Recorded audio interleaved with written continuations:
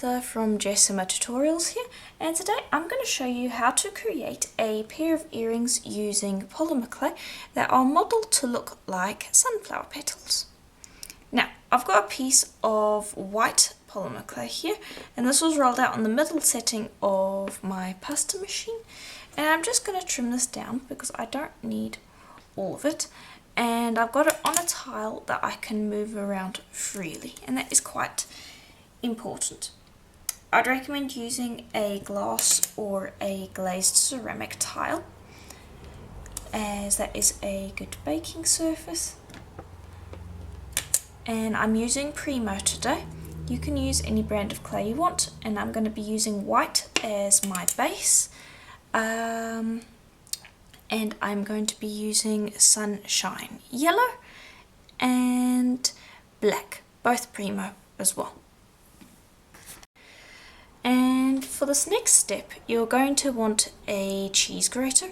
I have half of a broken one that I nabbed from the kitchen, and preferably one with a smaller grate on it, because you can get the larger size.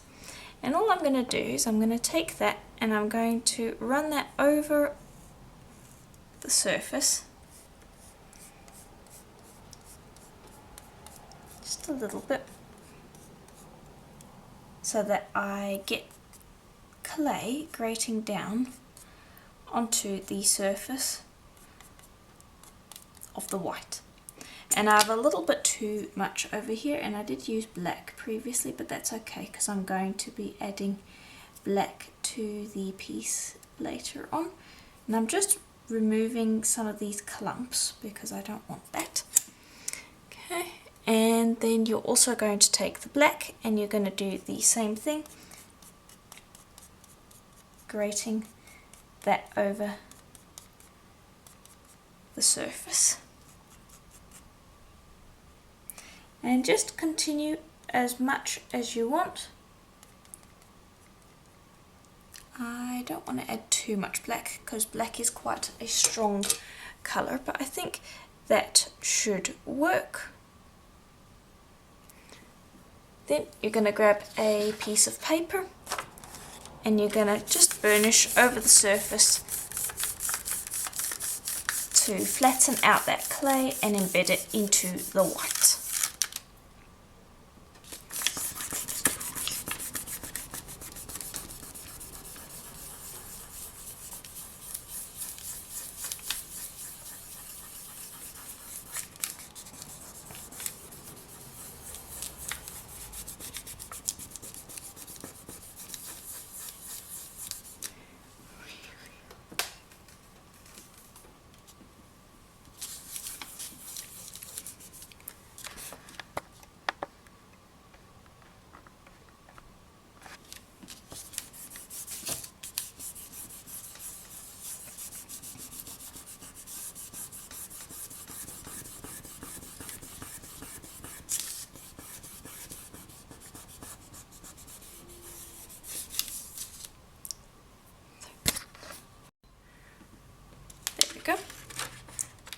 Just lift that up, and there we go. You should have quite a strong pattern going for it.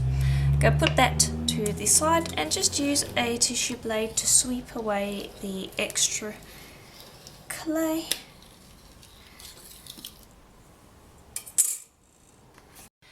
And then you can use it exactly as it is, but what I'm going to do now is I'm going to actually take a blade and I'm very gently going to texture the clay by going with the blade and just pressing down to create a streaked stripe texture.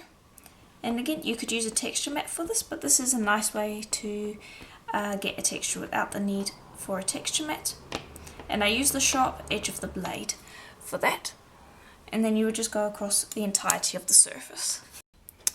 Alright, and there we go, and hopefully you can see the pattern. It's a little hard to show on camera, but it is noticeable. Now I'm going to take a football cutter in 2 different sizes, or a petal shaped cutter, anything that you think looks kind of sunflowery. And I'm going to start with, I am going to actually make sure that I cut it alongside going with the lines. So let me just make sure that I can fit both pieces. That'll work. Okay, and I'm going to place that down, and then I'm going to also position the smaller cutter in the middle, like so. Then press down on both of those cutters at the same time, and you can actually use this little trick if you're having a little bit of trouble getting them to cut down together because there's a lot to press there. You can use a roller to get nice even pressure going. Okay, then lift up, and that will have given you a nice border. Then you're going to do the same for the other piece. Alright, and there we go. Then you're going to lift up that clay.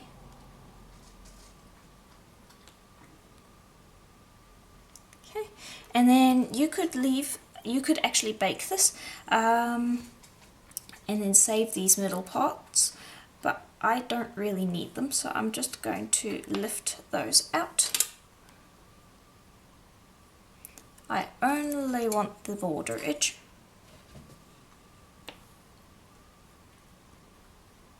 There we go. Okay, and then from there I'm going to be able to fill those with liquid clay.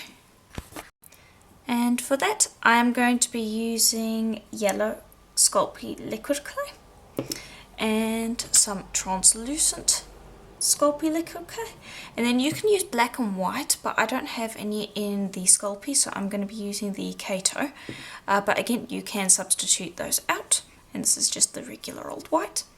And what you're going to do is you're going to take that yellow, this is going to be the main colour, but it's not quite the right colour for my liking, so I'm going to take a little bit of white and I'm going to mix that in.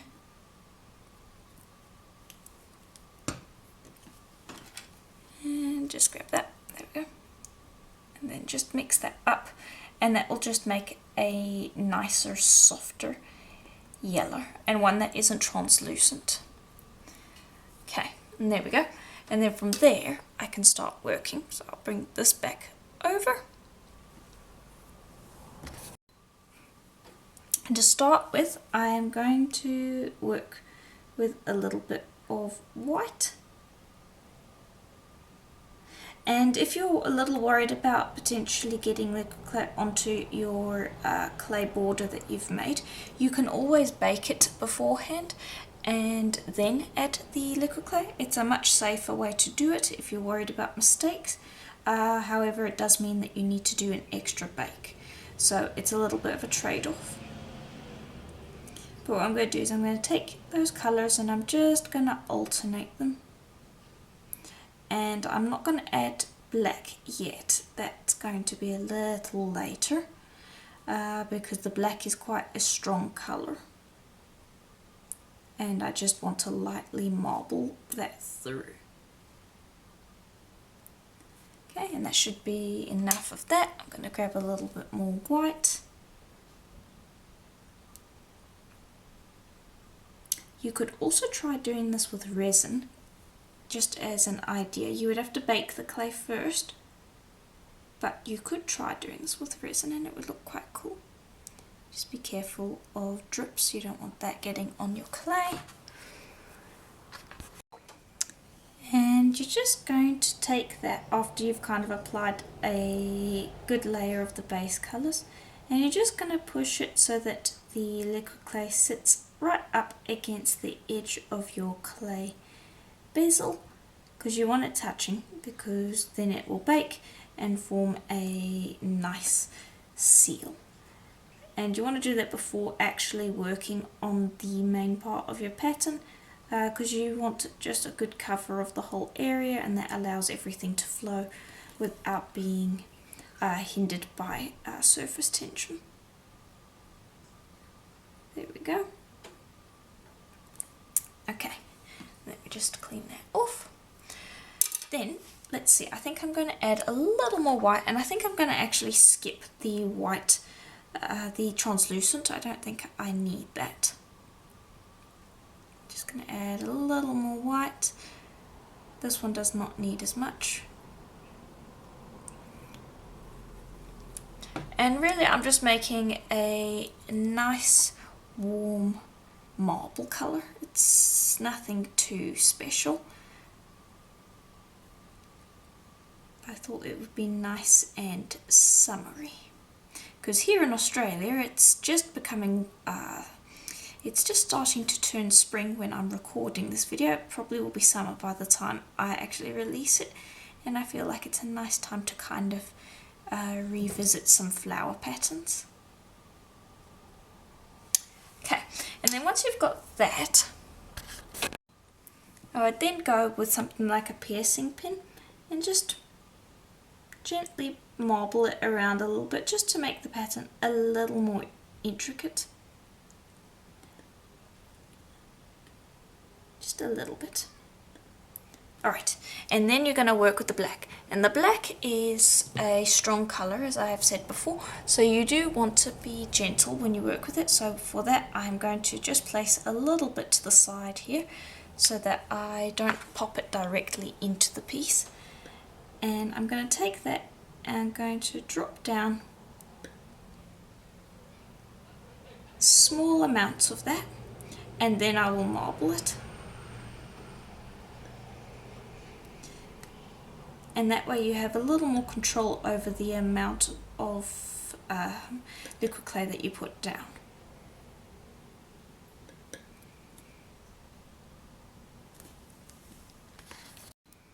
Okay, and then I also did the same for the white. I put a couple more points of white in because I felt like the piece needed it. And now you could leave it exactly the way it is, or you can go in and just drag that through a little bit.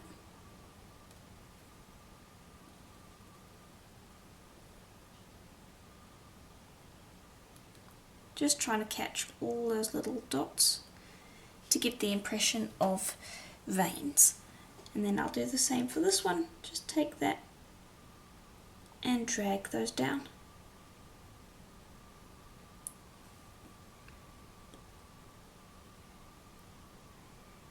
So that you end up with a gentle pattern. And I'm actually going to take this one and I'm going to drag that up very gently. But yeah, work it until you're happy with the pattern. It does not need to be much. Again, I'm going for nice, simple, summery earrings here. But there you go, I'm quite happy with how that looks. From then, I am now going to put it into the oven for about 40 minutes at Primo's recommended temperature, and that will bake up the liquid clay and the surrounding bezel. And then I am debating whether or not I want to antique the texture around the bezel. That is going to be something that I'll have to think about and see if I want after it's been baked. But yeah, pop that in the oven for 40 minutes and then we can lift it off the tile and see what the back end looks like. Okay, and here is how it looks once it's out of the oven. And you just let it cool and then you can lift it right up off the tile and it should come out like this. I'm not sure if you can see, can you see that? I don't know. But if you hold it up against the light, it is slightly translucent. So it's got like a almost a smoky glass look to it. Now I have decided that I like the way that it looks, so I'm not going to antique the sides. I'm going to keep it nice and bright the way it is.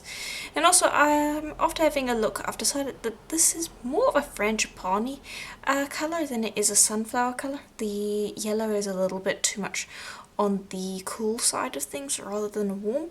So if you wanted something that looked a little bit more sunflowery, you could try swapping out the sunshine yellow for cadmium yellow. And you'd end up with a warmer toned piece.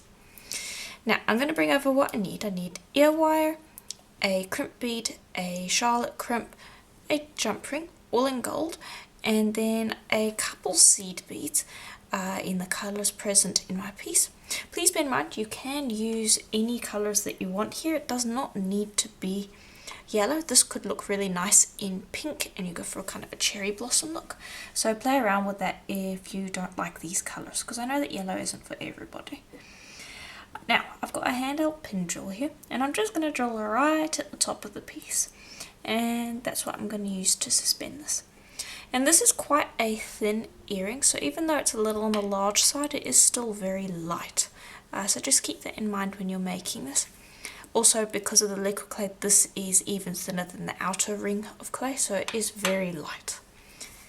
Okay, then I am going to use this cord right here. It's just a nice kind of Invisalign cord that I will use to assemble my piece. So just grab a length of that and snip it off,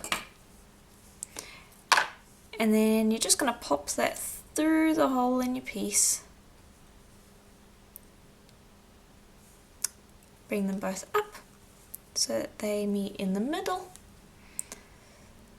and then you're going to string on the seed beads, and I'm going to go yellow to white twice, then a black, then reverse, until I use up all of the beads, and you'll see what I mean there. But I mean, feel free to use whatever patterns you want. You don't even have to use seed beads, you could just link this up with a jump ring, so don't feel locked into the design that I'm showing here.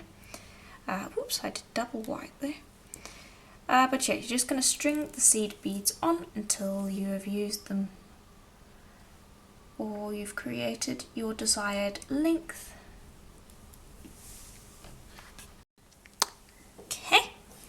Then grab your Charlotte crimp, or it can be called a lobster crimp as well. I get all of my findings from Fire Mountain Gems and Beads if you are looking for where to get the stuff.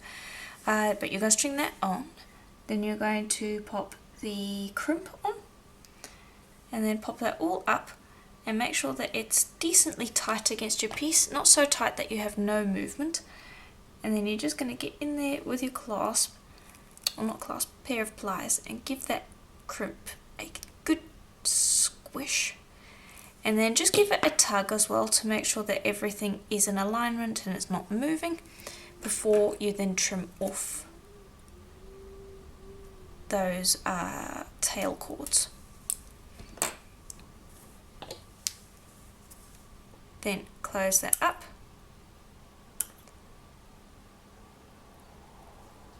And then it's a nice simple task of taking the jump ring, let me grab another pair of pliers, opening that up and popping on your ear wire, and then attaching that to the loop on the crimp and closing it up. And I thought that this was a nice ear wire to match with the piece. But yeah, that is just about it, and I have done the other one. And there you've got yourself a pair of petal earrings, and I think they turned out quite nice. Let me know what you think in the comments below. Again, I think these would look quite nice in pink. I can just see the cherry blossom look on them. Also, I think red could also look nice, and you could go for kind of a poppy flower. But yeah, that is just about it. Let me know what you thought in the comments below. If you liked the video, consider leaving a like and subscribing. And if you'd like to support the channel so I can continue creating videos just like this one, consider becoming a member. There's a join button just below this video, or there is a link to my Patreon account. Or another great way to support the channel is to check out my Etsy store, Jessima Design, where I sell things such as the cutters that I used in today's video, along with another wide range of polymer clay related tools and supplies. But yeah, that is just about it. I do hope that you enjoyed, and I will see you in the next video. Bye for now.